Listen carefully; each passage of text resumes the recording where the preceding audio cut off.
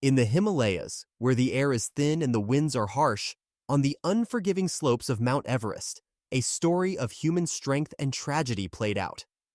The year was 1996, and the famous mountaineer Scott Fischer was leading a mission that led to the heartbreaking tragedy of Scott Fischer's Everest Odyssey. Fischer's years of training and experience led him to start Mountain Madness, a company that reflected his ideas about excitement and friendship. He led climbers up majestic hills, not only to make money for himself, but also to help those who were brave enough to join him grow and change. Fischer was a man who believed in climbing for a good cause. He used his climbing to raise money for AIDS research and foreign relief efforts. In the spring of 1996, Fischer was in charge of a group of 18 climbers who were eager to reach the top of Everest. This dangerous trip was taken by a mix of experienced mountaineers and eager clients who were helped by trekking guides who knew how to get around the dangerous terrain. The team left base camp on May 6th with goals as high as the Himalayan peaks themselves. On May 10th, they hit the top, which was a moment of success right before a disaster. Imagine a moment of victory at the top of the world, where the air is thin and every heartbeat is a fight. This is how happy Scott Fischer and his brave team were when they reached the top of Everest. They had reached the very top of what they wanted to do. This was the result of their dreams, sacrifices, and unwavering drive. But fate had other plans that would soon destroy their happiness and put them in a scary fight to stay alive. By the time they got to the top of the mountain that fatal day, the weather had already started to get worse. Unexpected storms covered the majestic top of the mountain, leaving the climbers in the dark.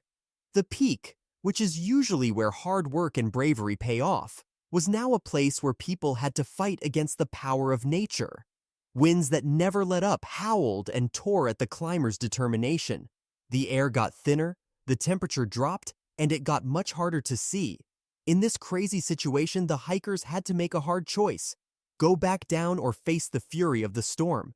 Here, in this harsh environment, the real difficulties of mountain climbing showed their terrible face. Even though Scott Fischer was an experienced climber, he wasn't safe from the risks of Everest. His brave efforts to lead his team down the mountain safely would soon turn into a scary fight to stay alive. Even climbers with a lot of experience were put in danger by how quickly the storm got worse. As Fischer and his team started to go down, they saw something that they couldn't believe. Every step was dangerous because the weather was like a storm with biting winds and stinging snow. As the storm got worse, it was almost impossible for them to talk to each other. Fischer's leadership and courage shone through as he tried to get his team back together and keep their hearts up during this time of hopelessness. But the mountain's anger did not stop. The climbers were split up and lost in the whiteness around them. Scott Fischer's health quickly got worse as the cold and the harsh altitude took their toll on him. As he fought for his life, the same peak that had made him feel proud and excited seemed like a faraway dream. Fischer got weaker as the storm went on. He did something called paradoxical undressing, which is when hypothermic people take off their warm clothes for no reason, giving in to a cruel trick of the mind. Fischer tried to stay awake even though he was alone, uncovered, and in the middle of nature's worst. But the storm was so bad that it made it hard for his team and the other hikers to help save people.